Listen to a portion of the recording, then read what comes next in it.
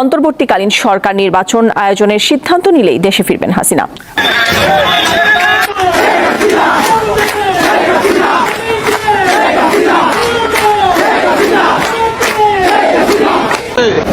এই সুশীল বাবুদের হুমকিতে আওয়ামী লীগের কিছু যায় আসে না। বিএনপি, সুশীল, জামাত এক হয়েও এখন বাংলাদেশে কোনো শক্তি নাই আওয়ামী লীগকে ভোটে হারাতে পারবে।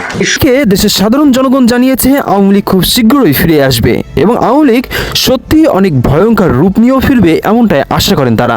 এবং আরও অনেকে জানিয়েছেন আওয়ামী লীগ এমন একটি সংগঠন যে সংগঠনকে বাদ দিয়ে কোনোভাবেই একটি সুষ্ঠু নির্বাচন এবং আওয়ামী লীগকে বাদ দিয়ে একটি বৈধ নির্বাচন গণ্য করা যাবে না। আওয়ামী লীগ একটা বড় দল, এদেশের প্রখ্যাত দল, তারা আবার ফিরে আসবে, রাজনীতি করবে। রাজনীতি প্রতিদিন যদি না থাকে তাহলে দেশের উন্নতি কিভাবে হবে? 5ই আগস্ট মাজা ভাঙ্গা কোমর ভাঙ্গা মেরুদণ্ডের উপদেষ্টা পরিষদ দিয়ে মোকাবেলা করা যাবে না। আপনারা যদি সহায়তা দিতে ব্যর্থ হন, জানুয়ারিতে আমরা প্রধান উপদেষ্টার কার্যালয় ঘেরাও করব। আজকে যদি আমার চরিত্র তারেক রহমানের মতন হতো তাহলে কি আজকে বেগম জিয়া শুধুমাত্র জেলে থাকতেন? না, এই কথা তাদের মনে রাখা উচিত। আমাদের চরিত্র তাদের মতন না, আমরা খুনি না। রাষ্ট্রের প্রধান যখন কথা বলেন তিনি বলেন স্বাধীনতা বিরোধী শক্তি, কিন্তু তিনি আল বদর, আল শামস, রাজাকার এই শব্দগুলো উচ্চারণ করতে পারেন। আমরা স্পষ্ট করে বলতে চাই যে বাংলাদেশে যদি একজন মানুষও থাকেন যিনি মুক্তিযুদ্ধের যে ধারণা, মুক্তিযুদ্ধের যে চেতনা সেটাকে ধারণ করেন, ততদিন পর্যন্ত আল বদর, আল শামস, রাজাকারদের যে দায় মুক্তি দেওয়ার চেষ্টা চলছে সেই দায় মুক্তি দেওয়ার চেষ্টা সফল হবে। বৈষম্য বিরোধী ছাত্র আন্দোলনের গণ অভ্যুত্থানের মধ্যে দেশ ছাড়তে বাধ্য হন প্রধানমন্ত্রী শেখ হাসিনা। বর্তমানে এই সংগঠনের হাল ধরেছেন তার সুযোগ্য পুত্র সজীব জয়। এবং ইতিমধ্যে যুক্তরাষ্ট্রের এক সেমিনারে তিনি জানিয়েছেন বাংলাদেশের সকল রাজনৈতিক দল একত্রিতকরণ হলেও আওয়ামী লীগ সংগঠনকে কোনোভাবেই দমিয়ে রাখা সম্ভব নয়। দেশের উন্নয়নে আওয়ামী লীগ স্মরণকালের সর্বশ্রেষ্ঠ দল। এই সুশীল বাবুদের হুমকিতে আওয়ামী লীগের কিছু যায় আসে না। বিএনপি, সুশীল, জামাত এক হয়েও এখন বাংলাদেশে কোনো শক্তি নাই আওয়ামী লীগকে ভোটে হারাতে পারবে। এই সুশীলরা এখন নেমেছে তারেক রহমানকে ফেরত আনতে দেশে। এদিকে দেশের সাধারণ জনগণ জানিয়েছে আওয়ামী লীগ খুব শীঘ্রই ফিরে আসবে এবং আওয়ামী লীগ সত্যি অনেক ভয়ঙ্কর রূপ নিয়েও ফিরবে এমনটাই আশা করেন তারা। এবং আরও অনেকে জানিয়েছেন আওয়ামী লীগ এমন একটি সংগঠন যে সংগঠনকে বাদ দিয়ে কোনোভাবেই একটি সুষ্ঠু নির্বাচন এবং আওয়ামী লীগকে বাদ দিয়ে একটি বৈধ নির্বাচন গণ্য করা যাবে না। আওয়ামী লীগ একটা বড় দল, এদেশের প্রখ্যাত দল, তারা আবার ফিরে আসবে, রাজনীতি করবে। রাজনীতি প্রতিদিন যদি না থাকে তাহলে দেশের উন্নতি কিভাবে হবে? দেশের বিভিন্ন জেলা থেকে প্রতিনিয়ত আওয়ামী লীগ ও ছাত্রলীগের ঝটিকা মিছিল প্রস্তুত হয়। গত 16ই ডিসেম্বর বিজয় মাসকে কেন্দ্র করে এর প্রভাব পড়েছে রাজধানী ঢাকাতে। এক পর্যায়ে পুলিশের সাথে তুমুল সংঘর্ষের শিকার হচ্ছেন প্রতিনিয়ত।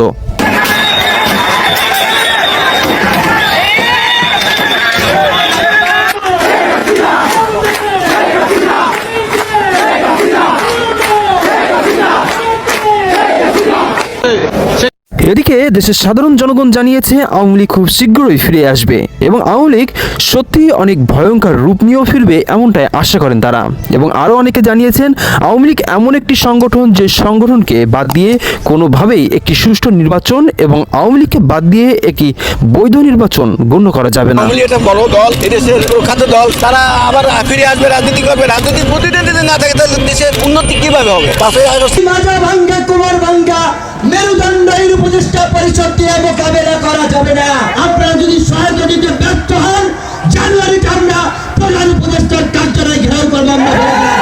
থেকে যে ঘটনা ঘটে আসছে এখন পর্যন্ত দেশের পরিস্থিতি, তাতে মনে হয় যেন আমরা আগেই ভালো। নির্বাচনটা ভালো হবে না যদি আওয়ামী লীগ নির্বাচন না করে। আওয়ামী লীগবিহীন যে যাই বলুক, অন্যায় অত্যাচার যাই করছে, তারপরেও বঙ্গবন্ধুর দেশ, স্বাধীনতার দেশ, বঙ্গবন্ধুর জাতির পিতা, এই দেশে বঙ্গবন্ধুকে যেভাবে অবহেলা করা হয়েছে বুঝে না। আমরা তো বঙ্গবন্ধুর ইতিহাস, বঙ্গবন্ধু দেখছি, স্বাধীনতা দেখছি, মুক্তিযুদ্ধ দেখছি। সেই বঙ্গবন্ধুর ত্যাগ, সেই ত্যাগকে যেভাবে আজকের এই তরুণ ছেলেরা যেভাবে অবহেলা করলো, এটা দুঃখজনক। এটা হয় না, এটা হওয়া উচিত ছিল না। যাই হোক, তারপরও দেশটা ভালো একটা অবস্থানে আসুক, এটা আমরা চাই। হ্যাঁ, মানুষ সুখে থাকুক, শান্তিতে থাকুক, এটা চাই। কিন্তু এই যে বৈষম্য বিরোধী আন্দোলনে যেটা আমরা প্রত্যাশা করছিলাম সেরকম আমরা কিছু দেখতেছি না। কারণ বৈষম্য বলতে কি? বৈষম্য বলতে যে অনিয়মটা যেমন ছাত্ররা এখন যে অত্যাচার শুরু করছে, এতে আমাকে রিক্সা ড্রাইভার গয় বাস হাতে হারকিন। এটা লোদের স্বাধীনতা, এটা স্বাধীনতা কারা লোয়া, এটা তো স্বাধীনতা লয়, এটা স্বাধীনতা কারা লিছে। প্রধানমন্ত্রী শেখ হাসিনার আমলে অনেক মানুষ সুখে থাকিছে, আর এখন বর্তমান যে কি নাটক সব দল মিলায় শেখ হাসিনা তাড়ানোর এবং চেষ্টা এবং প্রতিজ্ঞা করে শেখ হাসিনা আছে। শেখ হাসিনার আমলে 1000, 1200, 1400, 1500 আমরা ঘরে লেগেছি, তাহলে শেখ হাসিনার আমলে উন্নত বেশি আছে। আগে ভালো ছিলাম, এখন তো আর আমরা ভালো নাই। কেন মাজা ভাঙ্গা কোমর ভাঙ্গা মেরুদণ্ড এর উপদেষ্টা পরিষদ দিয়ে মোকাবেলা করা যাবে না। আপনারা যদি সহায়তা দিতে ব্যর্থ হন, জানুয়ারিতে আমরা প্রধান উপদেষ্টার কার্যালয় ঘেরাও করবো। আমরা কানে পানি যাচ্ছে না, জানুয়ারি থেকে কানে পানি যাবে। যখন প্রথম উপদেষ্টা পরিষদ গঠন হয়েছে তখনই মানুষ হতাশ হয়েছে। দ্বিতীয় দফা আবার বর্ধিত করা হয়েছে, সেটা দেখে আরো মানুষ বেহুশ হয়েছে। এখন আমরা বারবার বলছিলাম যে এই পরিস্থিতি, এই মাজা ভাঙ্গা কোমর ভাঙ্গা মেরুদণ্ড এর উপদেষ্টা পরিষদ দিয়ে মোকাবেলা করা যাবে না। জাতীয় সরকার করতে হবে। তারা শুনলেন না, তারা তাদের সিন্ডিকেটের বাইরের কোন লোককে সরকারে ঢুকাতে পারলেন না, যার ফলে এই 5ই আগস্ট, এই জুলাই বিপ্লবে ফ্যাসিস্ট হাসিনার পতনকে কেন্দ্র করে আমাদের মধ্যে যে জাতীয় ঐক্য তৈরি হয়েছিল, আজকে সেই জাতীয় ঐক্য এখন বিভক্ত হয়েছে। আরেকজন প্রতিমন্ত্রী নেওয়া হয়েছে, তারপরেও 4 মাস এখন পর্যন্ত এই ভুক্তভোগীদের ক্ষতিপূরণ এবং চিকিৎসা নিশ্চিত করার জন্য দৃশ্যমান কোনো অগ্রগতি আমরা দেখি নাই। স্বাস্থ্য মন্ত্রণালয়কে আমরা বলতে চাই, জানুয়ারিতে যদি আমরা কোনো অভিযোগ পাই যে কেউ চিকিৎসা পায় নাই, ক্ষতিপূরণ দেওয়া হয় নাই, পরিষ্কারভাবে বলে দিচ্ছে মন্ত্রণালয়। সাথে বৈঠকের একটা পর্যায়ের একটা বক্তব্যকে কেন্দ্র করে আলোচনা সমালোচনা দুটোই ঘটছে। কেউ কেউ বলছেন যে শহীদদের রক্তের সাথে আসলে বেইমানি করা হচ্ছে, রাজনীতি করার জন্য রাজনৈতিক নেতাদের মতোই তাদের আচরণ তৈরি হয়ে গেছে।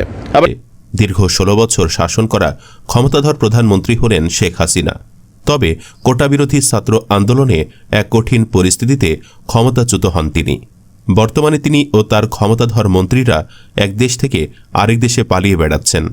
তবে অনেকেই তো মনে করছে তাদের আর পালিয়ে থাকতে হবে না, তারা আবারও ক্ষমতায় আসবে এবং দেশকে আগের মতো করে শাসন করবে।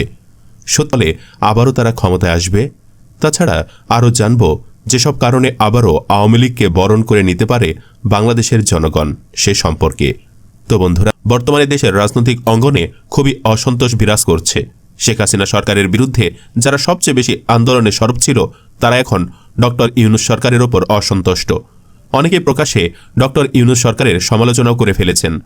অন্তর্বর্তী সরকারের উপদেষ্টাদের নিয়ে অনেকেরই রয়েছে নানান ক্ষোভ।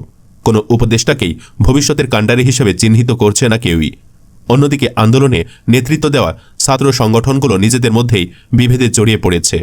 কিছু সমন্বয়কের বিলাসী জীবন নিয়েও সন্দেহ বাড়ছে মানুষের মধ্যে। এমনকি সমন্বয়কদের বিরুদ্ধে দুর্নীতির অভিযোগও করছে কেউ কেউ।